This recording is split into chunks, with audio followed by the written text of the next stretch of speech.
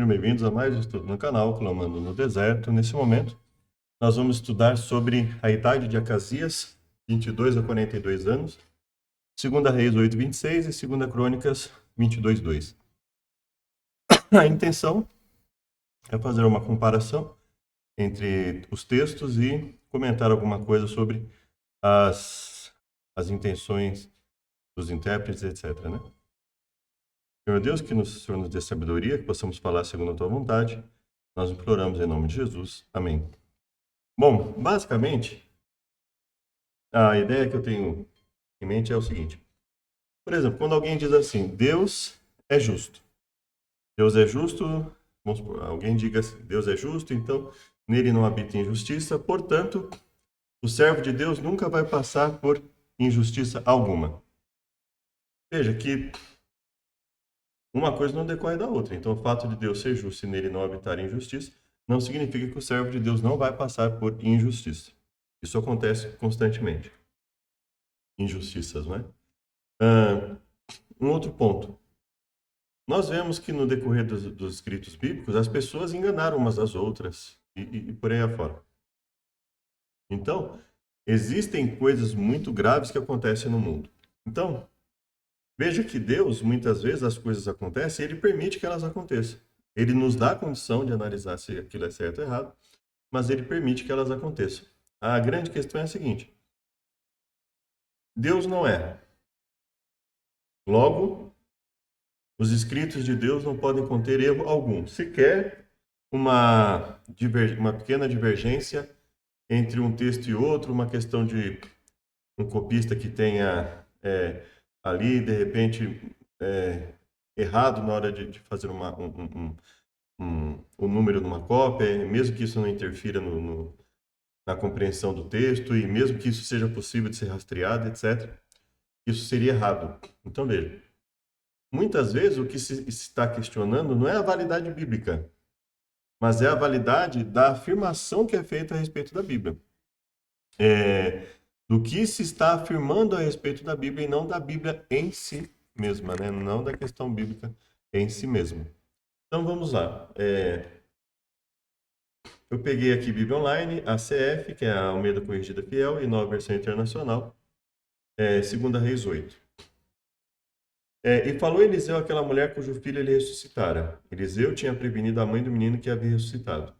Então, veja, nós estamos vendo aqui que elas concordam no relato, ó, né? E Eliseu está falando com a mãe do menino que havia ressuscitado. Levanta-te e vai, tu e tua família, peregrina onde puderes peregrinar, porque o Senhor chamou a fome, a qual também virá à terra por 7 anos. Saia do país com a sua família e vá morar onde puder, pois o Senhor determinou uma fome nesta terra que durará 7 anos. E aí ele vai, ou seja, as duas concordam aqui no que está sendo dito, né?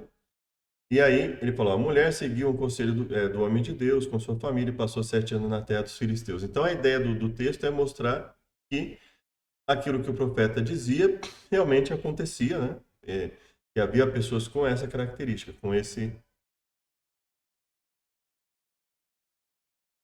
Outro ponto, né? Certa ocasião, Eliseu foi a Damasco. Ben-Hadad, rei da Síria, estava doente. Quando disseram ao rei, o homem de Deus está na cidade, ele ordenou a Azael, vá encontrar-se com o homem de Deus e leve-lhe um presente. Consulte o Senhor por meio dele. Pergunte se vou me recuperar dessa doença. Azael foi encontrar-se com Eliseu, levando consigo de tudo que havia de melhor em Damasco, um presente carregado por 40 camelos. Ao chegar diante de Azael, disse, teu filho Ben-Hadad, rei da Síria, enviou-me para perguntar se ele vai se recuperar da sua doença. Eliseu respondeu, vai e diga-lhe, com certeza te recuperarás. No entanto, o Senhor me revelou que de fato ele vai morrer. Eliseu ficou olhando fixamente para Azael até deixá-lo constrangido. Então o homem de Deus começou a chorar. E perguntou a Azael, por que meu senhor está chorando? Ele respondeu, porque sei das coisas terríveis que você fará aos israelitas. Você incendiará suas fortalezas, matará seus jovens à espada, esmagará as crianças, rasgará o ventre das mulheres grávidas. Azael disse, como poderia teu servo, que não passa de um cão, realizar algo assim? Respondeu Eliseu, o Senhor me mostrou que você se tornará rei da Síria. Então nós vemos aqui, né, relatos em que o texto ele vai colocar eventos em que o profeta ele teria acertado, né? E aí nós temos aqui no verso 24. E Jeorão dormiu com seus pais e foi sepultado com seus pais na cidade de Davi. E Acasias, seu filho, reinou no seu lugar. No ano 12 de Jorão, filho de Acabe, rei de Israel, começou a reinar Acasias, filho de Jorão, rei de Judá. Era Acasias de 22 anos de idade quando começou a reinar, e reinou um ano em Jerusalém. Então nós estamos aqui no verso 26. 26 da Almeida Corrigida Fiel. E Almeida Corrigida Fiel, né? E aqui a NVI. Verso 26. E tinha 22 anos de idade quando começou a reinar e reinou um ano em Jerusalém. O nome de sua mãe era Atalia, neta de Omri, rei de Israel. Então ele fala aqui, olha. Era o nome de sua mãe Atalia, filha de Omri, rei de Israel. Então eles, né, as versões aqui concordam. Era Acasias de 22 anos de idade quando começou a reinar. E tinha 22 anos de idade quando começou a reinar. Ele vai dizer o que? Andou no caminho da casa de Acabe, fez o que era mal aos olhos do Senhor. Era sua mãe Atalia, filha de Omri, rei de Israel. Foi com Jorão, filho de Acabe, a remote de Gileade, a peleja contra Azael, rei da Síria, e os sírios feriram a Jorão. Desceu Acasias, filho de Jorão, rei de Judá, para ver a Jorão, filho de Acabe, em Israel, porquanto estava doente. Então aqui eles concordam, Acasias ali o seu Jorão, filho de Acabe, saiu à guerra contra Azael. Agora nós vamos para... Então nós vimos aqui, olha, Segunda Reis, agora nós vamos para Segunda Crônicas. Acasias, assim reinou Acasias, filho de Jorão, rei de Judá. Então, os textos, eles estão concordando um com o outro. Agora aqui vai falar, ó, era Acasias da idade de 42 anos quando começou a reinar.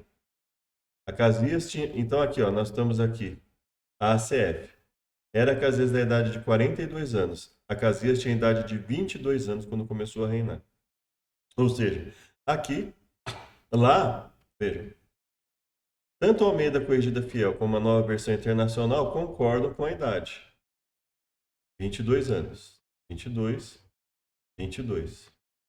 Só que aqui, em Crônicas, vai dizer, era Acasias a idade de 42 anos quando começou a reinar. Era Acasias a idade de 22 anos quando começou a reinar.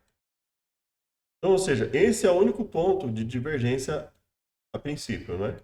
Quando começou a reinar, reinou um ano em Jerusalém, o nome da sua mãe era Atalia, neta de Omri. Também ele andou nos caminhos da casa de Acabe, porque sua mãe era conselheira, para proceder impiamente. Então, veja, Segunda Reis e Segunda Crônicas estão concordando em dizer que ele reinou. Olha aqui.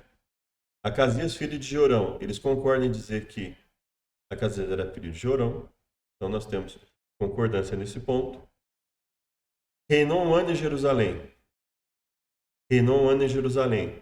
Reis e Crônicas concordam com isso. O nome da sua mãe era Atalia, neta de Omri, rei de Israel. O nome da sua mãe é Atalia, filha de Omri. Então, nós vemos que existe concordância aqui, que ela era descendente de Omri, que a mãe era Atalia, que fez o que era mal aos olhos do Senhor, que ele foi com Jorão, filho de Acabe, rei de Israel, a peleja contra Azael, rei da Síria, junto a remote de Gileade, aliou-se a Jorão, filho de Acabe, saiu à guerra com Azael. Então, veja, essa divergência de idade aqui não muda o fato de que ele reinou. Com qual idade exatamente? Né? Nós vamos aqui ficar, provavelmente seria 22, né, pela maioria dos textos, mas, então assim, veja, isso não muda o fato de que ele reinou, quanto tempo ele reinou, ele era filho de Jorão, que ele fez o que era mal, que ele foi, junto com Acabe, rei de Israel, a peleja contra Azael, né, que desceu para ver Jorão, que Acasias, filho de Jorão, rei de Judá, desceu para ver Jorão, filho de Acabe, que estava doente. Então, veja, há uma série de concordâncias. E essa discordância, ela não muda o relato, ela não muda a força do relato. Só existe ali uma divergência em relação à idade que ele começou a reinar. Mas ele reinou, o tempo que ele reinou, de quem ele era filho. Ou seja, isso em nada desqualifica o relato, isso em nada prejudica o relato. Então nós estamos falando desse relato especificamente, né? Agora nós vamos comparar o quê? Segunda Reis com Segunda Crônica. Segunda Reis 8 com Segunda Crônicas 21. Falou Eliseu à mulher cujo filho ressuscitara. Josafá dormiu com seus pais, foi sepultado na cidade de Davi, e Jorão, seu filho, reinou em seu lugar. Então aqui, veja que eles estão falando de coisas diferentes, né? Eliseu foi falar com a mulher do filho que ressuscitou, e aqui começa falando de Josafá. Foi sepultado com seus pais na cidade de Davi, Jorão, seu filho, reinou em seu lugar, teve irmãos, filho de Josafá, e seu pai lhe deu muitos presentes de prata, subindo Jorão ao reino, da idade de 32 anos era Jorão, quando começou a reinar, e reinou 8 anos em Jerusalém. Aqui existe a questão de colocar. Por que eu coloquei aqui a idade de Jorão, quando começou a reinar? Existe a alegação de que a forma de cálculo de Segunda Reis e Segunda Crônicas seria diferente, que lá ele teria colocado 42, porque aqui teria, ó, Jorão com 32 anos. Então, assim, é como se tivesse. Os 42 anos aí seria o somatório dos reinados, por exemplo, alguma coisa nesse sentido, né? No ano quinto de Jorão, filho de Acabe, rei de Israel, reinando ainda Josafá em Judá, começou a reinar Jorão, filho de Josafá, rei de Judá. Era ele da idade de 32 anos quando começou a reinar, e 8 anos reinou em Jerusalém. Então já fica difícil, na minha opinião, colocar essa possibilidade de que eles fossem um somatório, porque aqui, olha, em Segunda Crônicas fala que ele tinha 32 anos, e aqui em Segunda Reis também fala que ele tinha 32 anos, então não me parece ter havido um somatório aqui. Então, se tivesse havido um somatório, seria só lá no caso de Acabe, né? Então, aqui tá colocando a idade real deles e lá na frente vai colocar a soma dos reinados, né? Me parece um tanto difícil validar essa ideia, mas existe essa ideia de que isso tenha acontecido. Mas olhem quantas coisas eles concordam, né? Então, nós vamos ver aqui.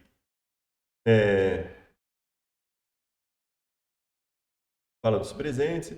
Era da idade de 32, então, e reinou 8 anos em Jerusalém. Era da idade de 32 anos, 8 anos reinou em Jerusalém. Andou no caminho dos reis de Israel, como fizeram os da casa de Acabe, porque tinha por mulher a filha de Acabe. Fez o que era mal aos olhos do Senhor. Andou nos caminhos dos reis, porque tinha a filha e fazia o que era mal aos olhos do Senhor. Então, veja, os textos eles vão concordando aqui. Porém, o Senhor não quis destruir a casa de Davi em atenção à aliança que tinha feito com Davi.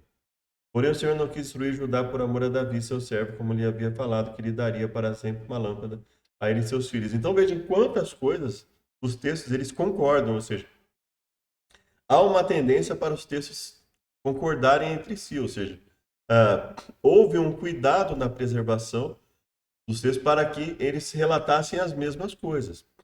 Eu não posso simplesmente pegar a idade de uma pessoa lá entre um texto e outro, em um pequeno momento, e dizer que isso desqualificaria a qualidade da preservação bíblica ou a própria inspiração, principalmente a própria inspiração do texto por causa disso, né? Então veja como as pessoas muitas vezes elas vão se agarrar a qualquer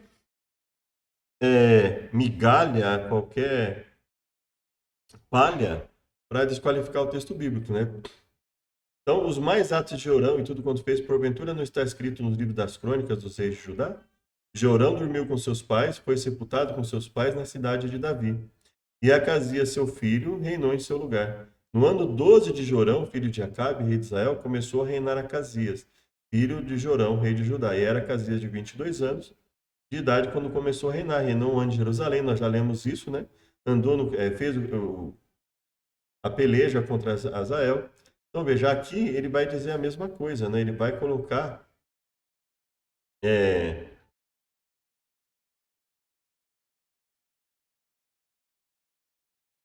não quis destruir a casa de Davi. Nos dias se revoltaram os edomitas contra o mando de Judá, por isso Jorão passou adiante com seus príncipes, feriu os edomeus.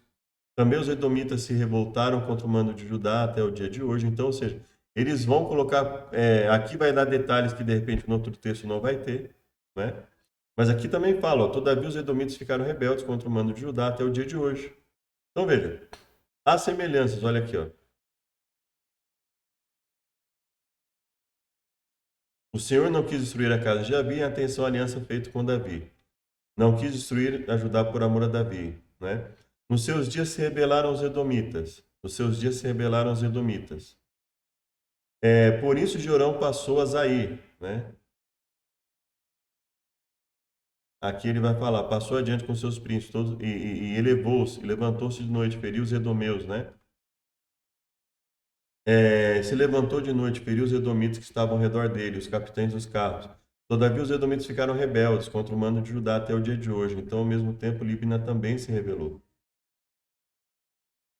Revoltaram contra o mando de Judá até o dia de hoje. Então, ao mesmo tempo, Libna se revoltou contra o seu mano. Então, veja em quantos pontos os textos eles são incrivelmente harmoniosos, né? Eles concordam entre si. Então, ele veio escrito da parte de Elias, o profeta, né? É, Mas andaste nos caminhos de Israel, fizeste prostituir a Judá. E eis que o Senhor ferirá com grande flagelo ao teu povo. Tu também terás grande enfermidade. Então aqui o texto vai falar é, do que do que ocorreu, né? Vai dar alguns detalhes a mais. Sucedeu depois de muito tempo, ao fim de 2 anos, saíram as entranhas por causa da doença e morreu daquela grave enfermidade. Era da idade de 32 anos quando começou a reinar e reinou 8 anos em Jerusalém. Foi sem deixar de si saudades. Sepultaram-no na cidade de Davi. Assim reinou Acasias, filho de Jorão, rei de Judá. E aqui entra a questão, né? 42 anos. É o único ponto, basicamente, em que há a divergência entre os textos, né? Isso dependendo, até pelo que eu vi, dependendo do manuscrito que se utiliza, né? Também ele andou nos caminhos, fez o que era mal. Então nós vemos assim, há uma série de coisas que numa análise rápida aqui a gente percebe em quantas coisas os textos se harmonizam. Então, em termo percentual, isso aqui é basicamente nada. Seria a casa de que 0,2%, 0,01%. E isso porque a gente está pegando só o que está aqui, só o que está, só a comparação dos textos. Se a gente pegar todo o texto de Reis, Crônicas, e a gente comparar, em quantas coisas eles vão estar em harmonia, ou seja, esse percentual ele vai ficar muito baixo. Mas aqui, vamos colocar aqui que nós tenhamos uma harmonia de 99%. E esse 42 anos seja 1%. Mas se eu considerar os vários eventos, os vários detalhes dos textos, né? Quantos, e for numerar isso aqui, o percentual vai ficar muito baixo. E assim, e qual a relevância dessa informação no conjunto? Ela é pequena, né? A idade exata que ele começou a reinar, em relação ao tempo que ele reinou, e qual era o contexto em que isso aconteceu, né? Qual seria o prejuízo disso? Então, assim, considerando que há outras histórias que eu posso comparar e harmonizar a, a, as datas, etc, né? Então veja aqui, ou seja, dependendo do manuscrito, vai ter o quê? Acasias tinha 22 anos de idade quando começou a reinar. E dependendo do manuscrito, vai ter o quê? Era Acasias da idade de 42 anos, olha só. Segunda Crônicas 22, Segunda Crônicas 22. Então vai depender muito do manuscrito que se utilizar, né?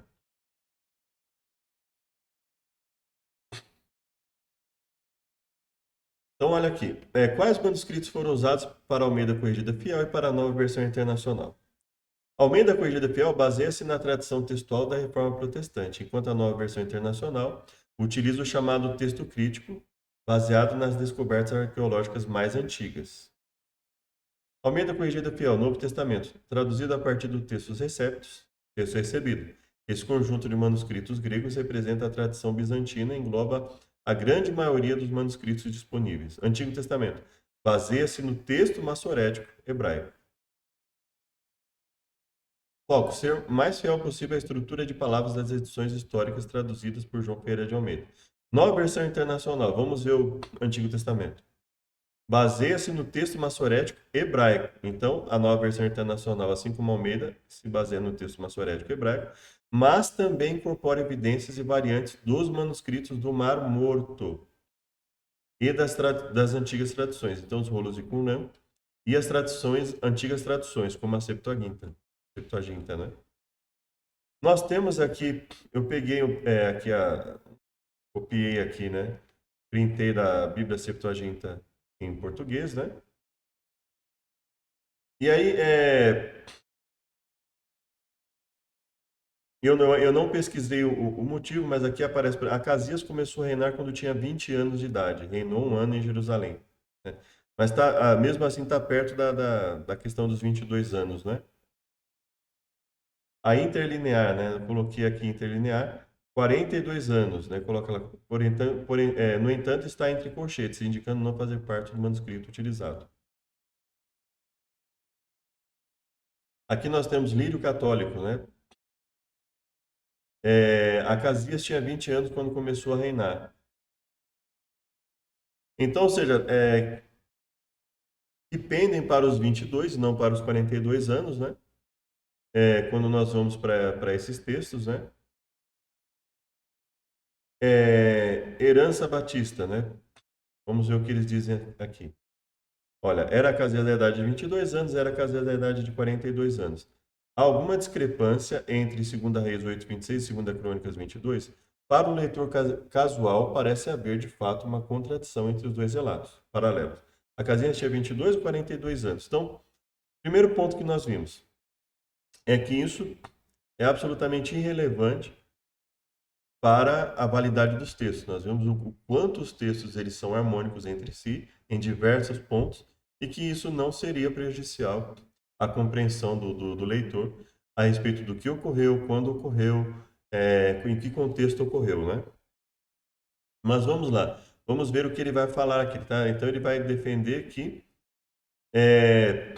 existe ou não. Ele fala, solução acadêmica. Há uma solução fácil para o problema, se você for um corretor da Bíblia. Obviamente, isso só pode ser um erro. A declaração acadêmica, entre aspas, dessa explicação o número 42 em 2 Crônicas 22:2 é evidentemente um erro de um copista. Em outras palavras, como Jeorão, pai de Acasias, morreu aos 40 anos, teria sido impossível para Acasias sucedê-lo aos 42 anos. Portanto, em algum momento da história da transmissão do texto hebraico, um escriba descuidado cometeu um erro de transcrição.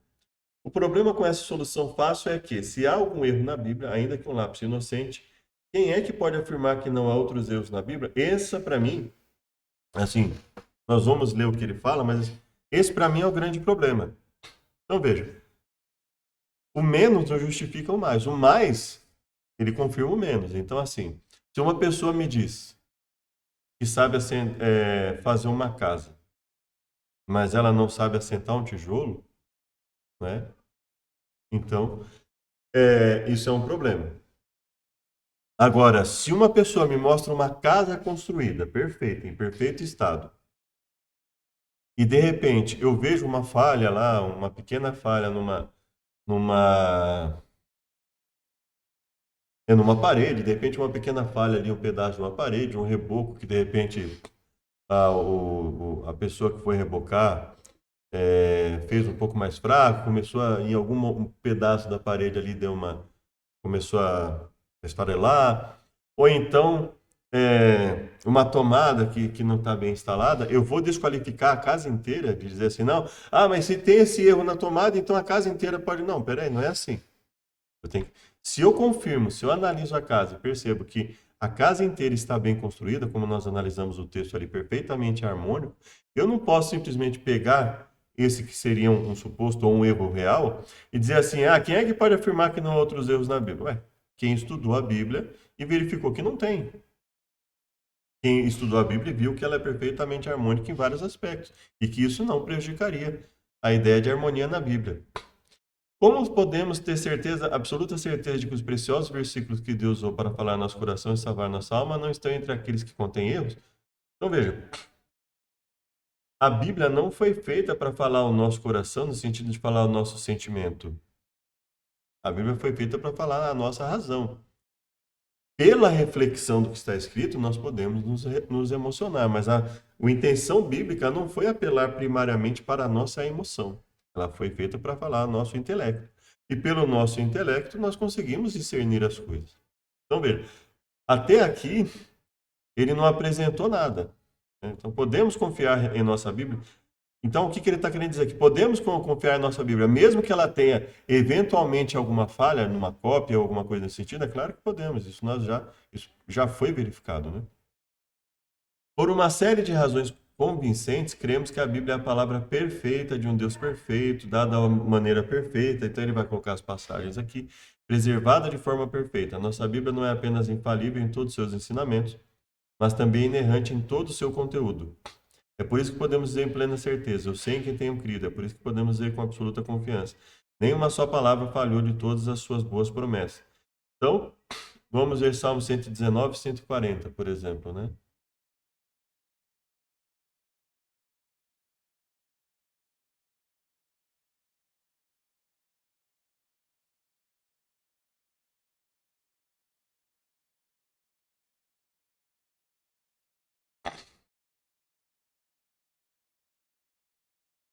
Então, vamos ver aqui, por exemplo, Salmo 119 e 140.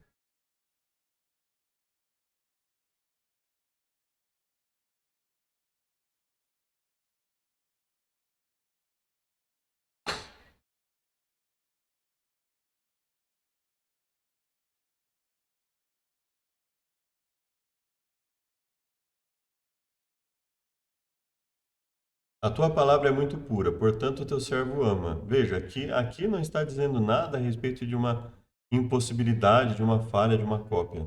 Veja, não tem nada nesse sentido aqui, né? É de um Deus perfeito, acho que ninguém, dado ao homem de maneira perfeita, então ele está usando aqui elementos do Novo Testamento. Ah, então se alguém lá no Novo Testamento falou isso, então não pode ter uma falha na cópia, quer dizer, já é uma falha de raciocínio, né? Nós estamos analisando textos diferentes, um texto que veio depois lá, né? E o texto ele tem que ser analisado pela sua própria estrutura. Eu não posso simplesmente pegar uma falha que houver no texto e tentar justificar ela, porque alguém lá posteriormente falou, não, não pode ser assim. Mas vamos lá. 2 Pedro 1:21. Segunda carta de Pedro 1:21.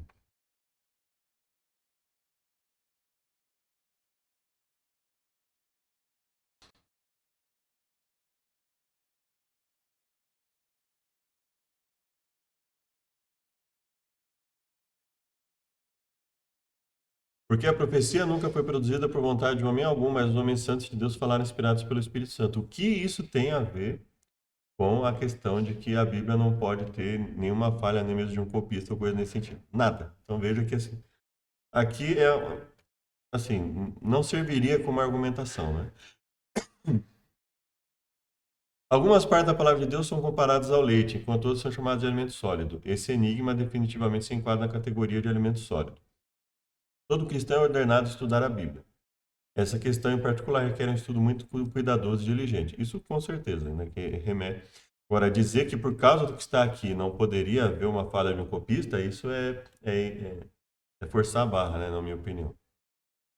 Sempre que nos deparamos com uma passagem bíblica difícil de entender, É, isso não significa que a Bíblia esteja de alguma forma errada. Temos que considerar duas realidades.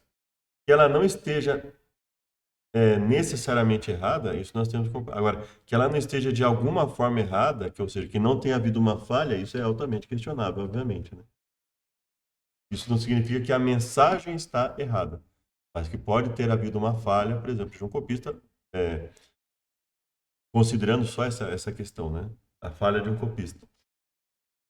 Talvez não tenhamos maturidade espiritual suficiente para compreender o profundo tesouro e, portanto, precisamos continuar crescendo e estudando. Veja que assim, isso é basicamente fugir do problema, né?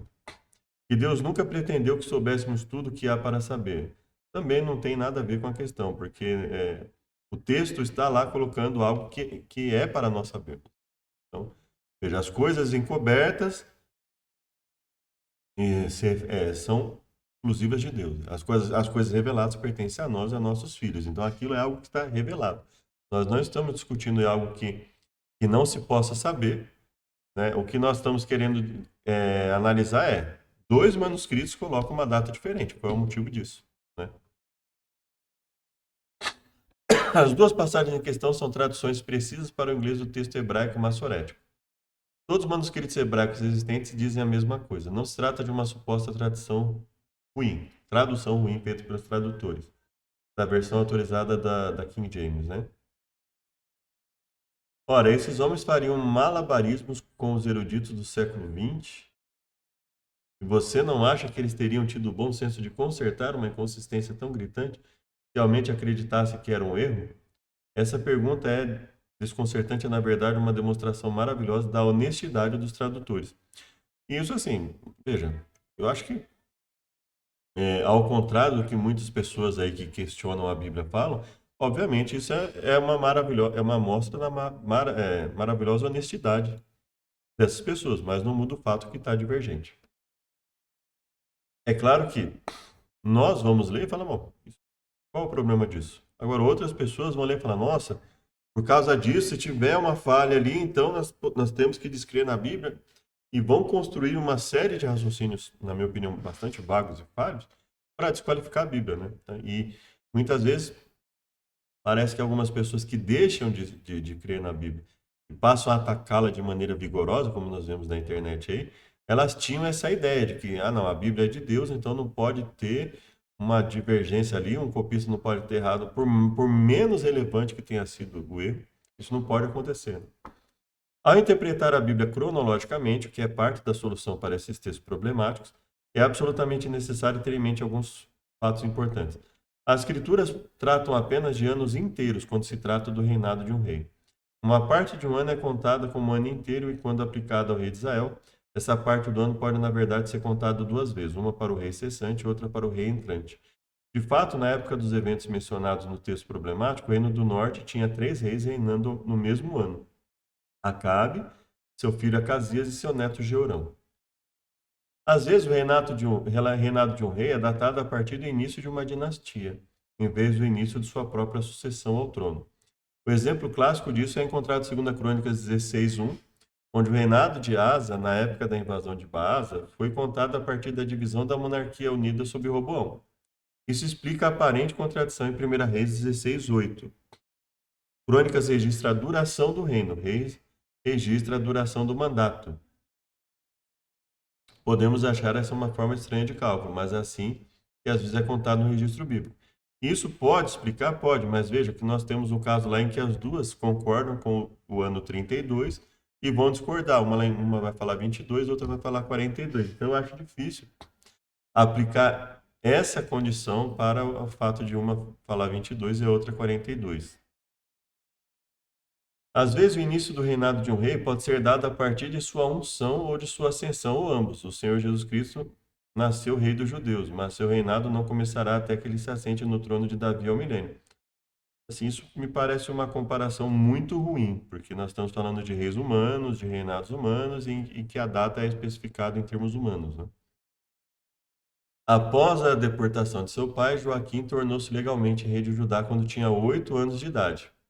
2 Crônicas 36:9. Mas sua mãe governou em seu lugar como rainha até os 18 anos. 3 meses depois, tanto o rei quanto a rainha-mãe foram deportados. Não era incomum que houvesse mais de um rei reinando ao mesmo tempo em Israel ou Judá. Alguns governavam como pró-rex, no lugar do rei, outros como co-rex, junto com o rei. O termo filho, como usado na Bíblia, nem sempre significa descendente contíguo de um pai. Isso eu concordo. Pode ser um avô, etc. Padrasto ou antepassado distante. Ele vai falar para Daniel 5:2. Belsazar era neto de Nabucodonosor. Essa questão em particular é um tanto complicada pela semelhança dos nomes dos reis de Israel e Judá durante o mesmo período. De fato, havia 2 Acasias, um no reino do norte de Israel e outro no reino do sul de Judá. Uma maneira de mantê-los claros em sua mente é lembrar-se da seguinte fórmula: Israel, AJ, Acabe, Acasias, Jeorão. Judá, JJA. Josafá, Jeorão, Acasias. Por fim, Acasias tem 3 nomes nos registros: Acasias, 2 Crônicas 22:1, Joacás, 2 Crônicas 21:17 e Azarias, 2 Crônicas 22:6. A solução bíblica. A chave que abre a porta para a nossa compreensão desse assunto encontra-se no Novo Testamento, a genealogia real do Senhor Jesus. Não pode, isso não pode, gente. Você não pode pegar um texto que surgiu lá muito depois para querer justificar uma divergência que tem num texto anterior, né? A genealogia real do Senhor Jesus Cristo está registrada no Evangelho segundo Mateus. Mateus 1:8 lista os reis da linhagem davídica na ordem, na época de nossa preocupação específica, e algumas omissões notáveis.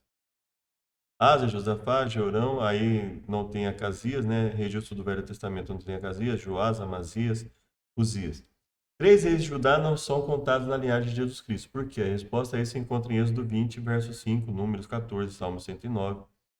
E se manifesta no caráter desse reinado. O fato é que Acasias não é contado como descendente de Davi, sua ascendência remonta à casa de Onri.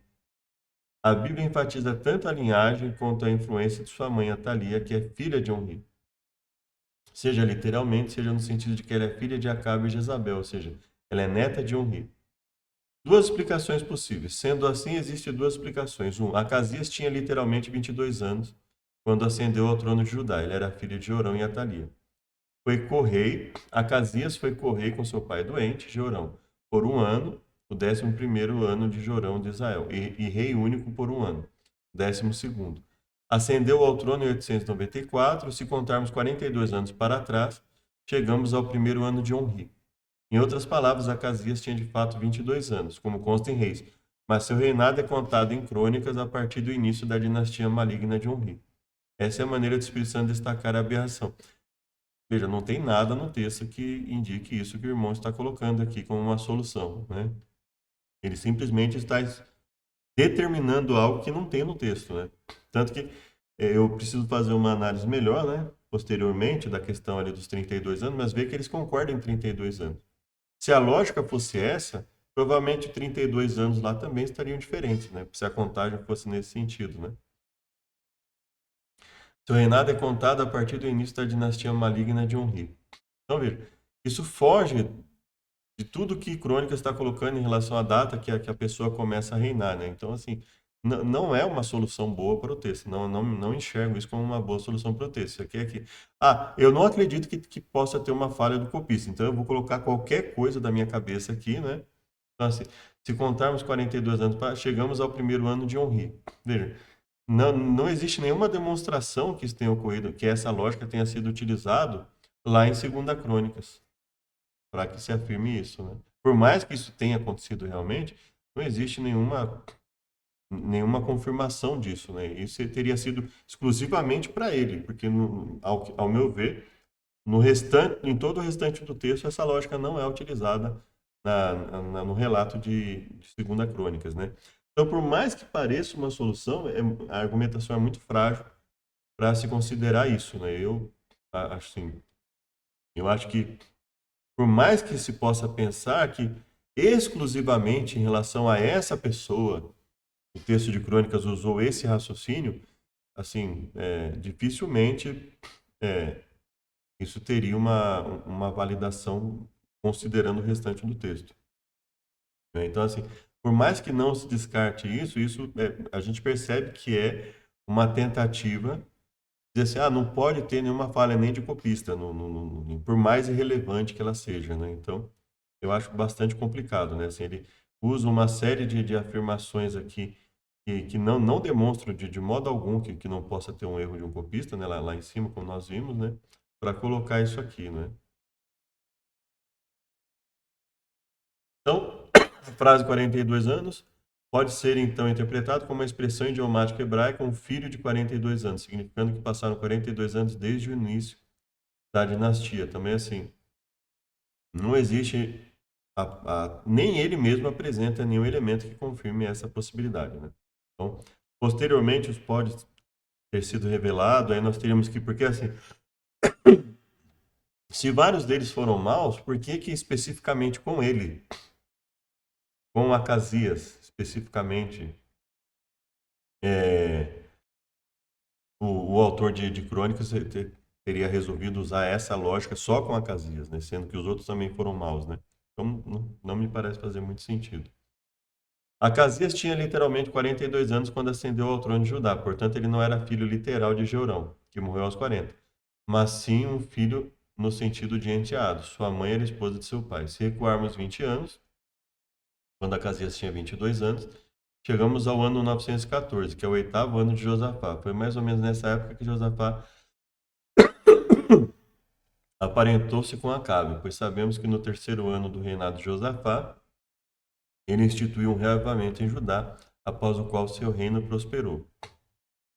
Então aqui me parece o contrário da lógica que é usada aqui, né? Então, quer dizer, então é assim, quando ele tinha 22 anos foi quando Josafá se aparentou com Acabe, então já vai considerar a partir daqui, assim, me parece muito especulativo, né? Lemos em 2 Crônicas 18 que vários anos após essa aliança ter sido firmada, Acabe e Josafá se envolveram em uma empreitada militar conjunta contra a Síria. Entraram em batalha, Acabe foi morto. Antes da batalha, o fiel O profeta Miqueias foi deportado, acorrentado para Amon. É aqui nessa passagem que temos uma declaração muito reveladora. Joás, filho biológico de Acasias, é chamado de filho do rei, indicando que Acasias já era rei. Como isso poderia ser possível?